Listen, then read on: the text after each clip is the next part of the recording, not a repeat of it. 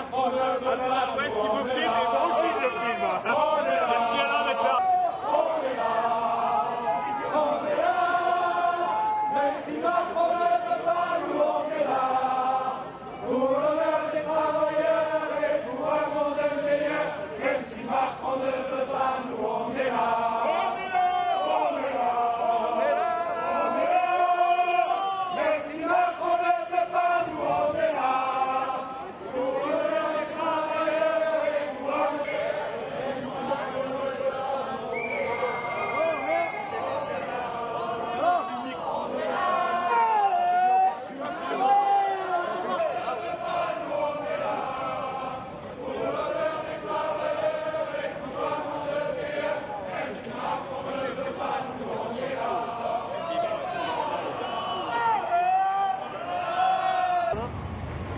Alors bonjour, je m'appelle Isabelle, je fais partie du dernier rempart.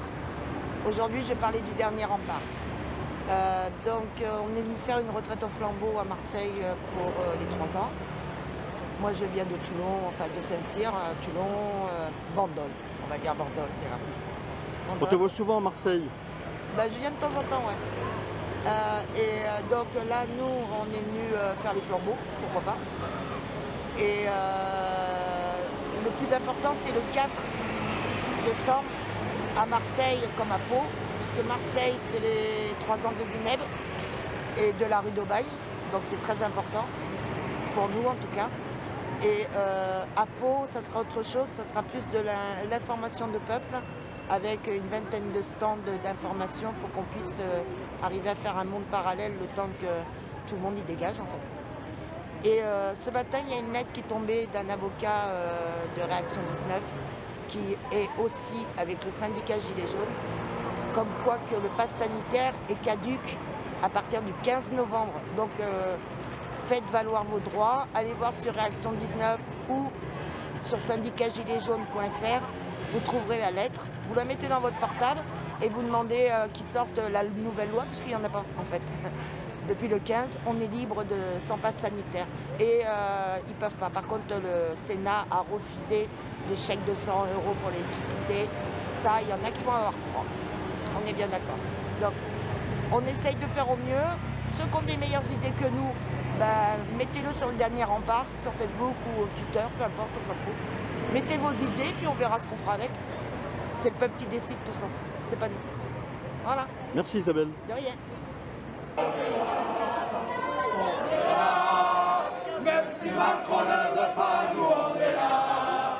Pour l'honneur des travailleurs et pour un monde meilleur. Même si Macron ne veut pas, nous on est là. On est là. Même si Macron ne veut pas, nous on est là. Pour l'honneur des travailleurs et pour un monde meilleur. Même si Macron ne veut pas, nous on est là. On est là. Même si Macron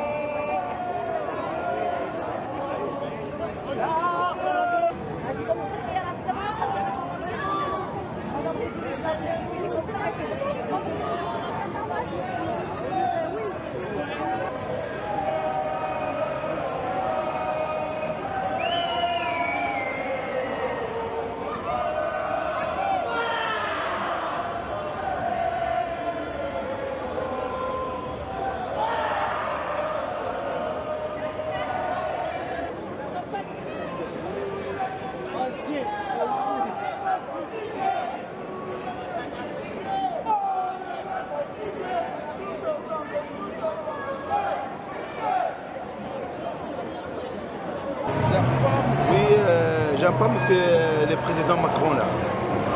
Et pourquoi vous aimez pas Macron? Parce que c'est ça, Parce que il y a le problème. ben, c'est les Gilets jaunes, c'est leur 3e anniversaire. Oui. Donc ils fêtent ça. Et bien sûr, c'est un pied de nez à M. Macron. Oui, oui, bien sûr. Oui, bien sûr. Et vous aimez pas M. Macron, si j'ai bien compris. Exact. C'est ça? Oui. Merci, messieurs. Merci, bon courage. Merci. Je m'appelle Jérôme, je suis quelqu'un qui vit dans la rue.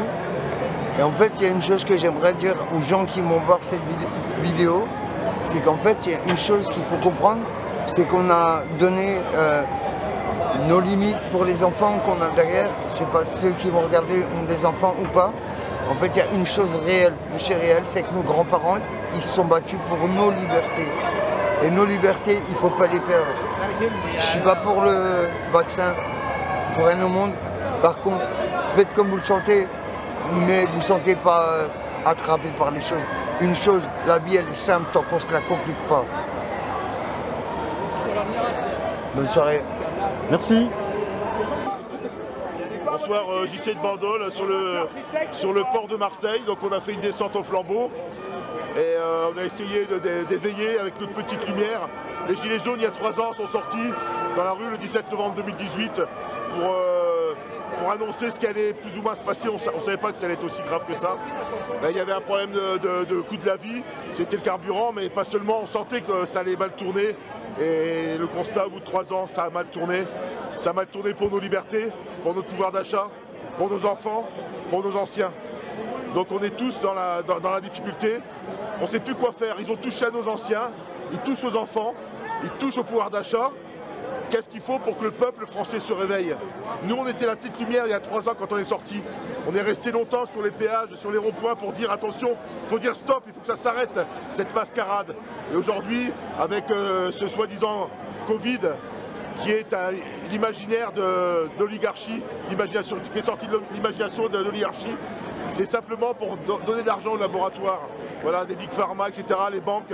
Et aujourd'hui, ils appauvrissent le peuple. Et de plus, ils nous enlèvent nos libertés pour nous faire peur. Ça fait 1 an et demi qu'ils nous lancent la peur. Et tout le monde a peur, tout le monde est inquiet pour l'avenir. Et il y a de quoi. Ils ont remis les masques sur les enfants. Moi, je suis grand-père de 5 petits-enfants. Quand je vois mon petit-fils qui a 6 ans, qui a le masque, qui se trouve dans un rond dans la cour d'école, je trouve ça terrible. Ils ont touché à nos enfants et nos petits-enfants.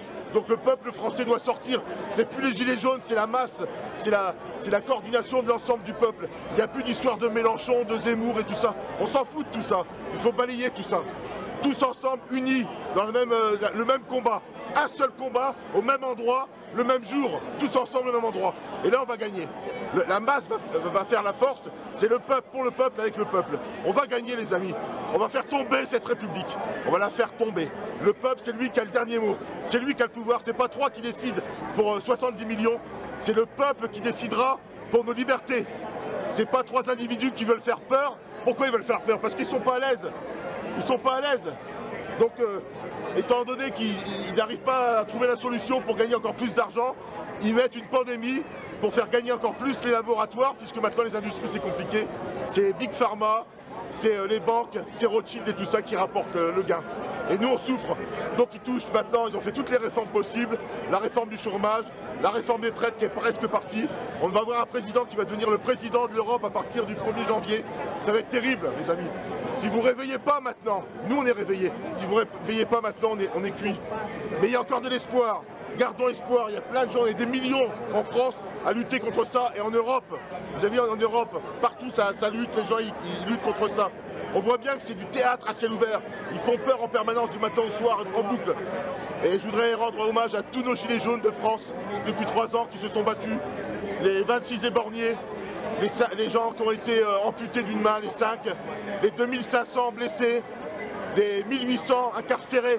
Ils sont arrivés à incarcérer des gilets jaunes qui demandent un pouvoir de mieux vivre, alors que des présidents ou des gens comme ça, ou des gens qui ont détourné de l'argent, eh bien ceux-là ils ont juste un bracelet.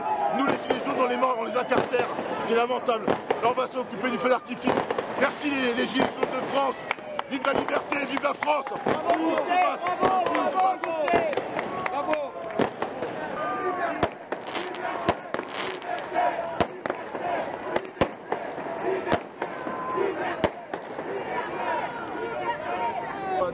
C'était pour dire que Macron, là, à l'heure actuelle, ou son gouvernement, il est en train de faire le prix du pétrole, de l'électricité, du gaz, il y a tout qui monte. Il y a le pétrole, on avait le gaz de schiste en Amérique, le gaz de schiste, il n'y en a plus. Mais au niveau énergie, il est en train de faire payer à sa population la montée du gaz, alors qu'il pourrait être en liaison directe avec le Nord Stream 2. Qui est alimenté, qui passe par la Russie. La Russie voudrait la donner déjà à l'Allemagne et aussi à toute l'Europe. Et nous, on a le boulot qu'on aurait à faire, c'est pas d'attendre, c'est de faire des oléoducs et puis d'alimenter l'Espagne. Nous, c'est notre boulot à faire si elle s'arrête à notre frontière. Mais pour s'empêcher d'avoir le gaz russe, il le fait passer pour grand méchant. Et en attendant, c'est sa population et toute la population européenne qui en pâtissent avec leurs grands méchants loups russes qui nous bassinent depuis des années.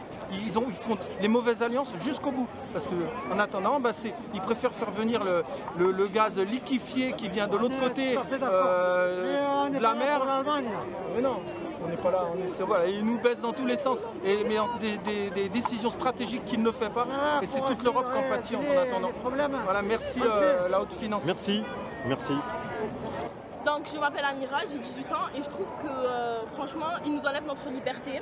Donc on a 18 ans, c'est l'âge où on doit parcourir le monde, découvrir, visiter, pouvoir voyager genre sans nos parents, parce qu'on est majeur et tout. Mais avec le QR code, les vaccins, le masque. Mais c'est pour que vous soyez en sécurité. On veut pas, on n'a pas besoin de masque pour avoir de sécurité. Donc voilà, c'est un virus comme tous les autres, on attrape chaque année la grippe, tous les mois on attrape... le Covid c'est comme la grippe? Ben moi je trouve que c'est comme la grippe un peu plus forte. Voilà. Et je l'ai attrapé, je l'ai même pas senti, comme quoi ça n'a pas les mêmes effets pour tout le monde.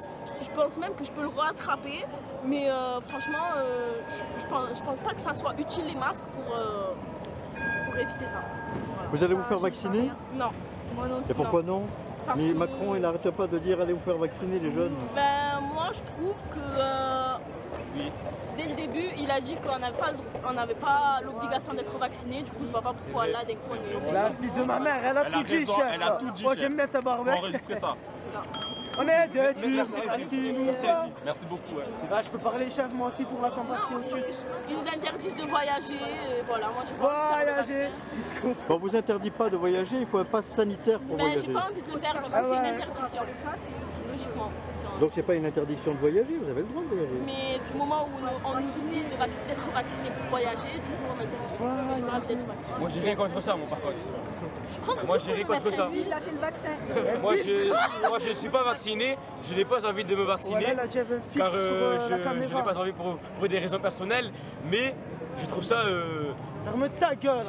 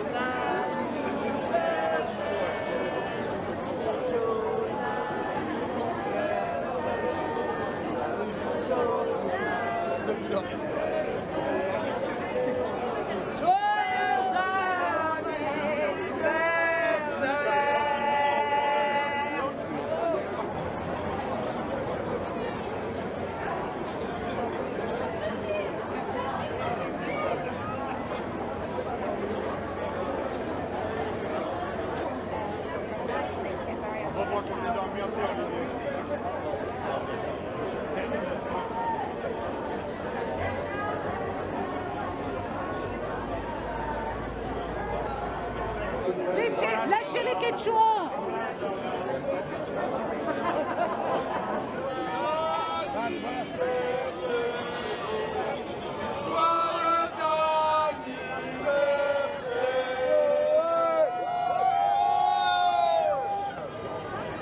Tous ensemble,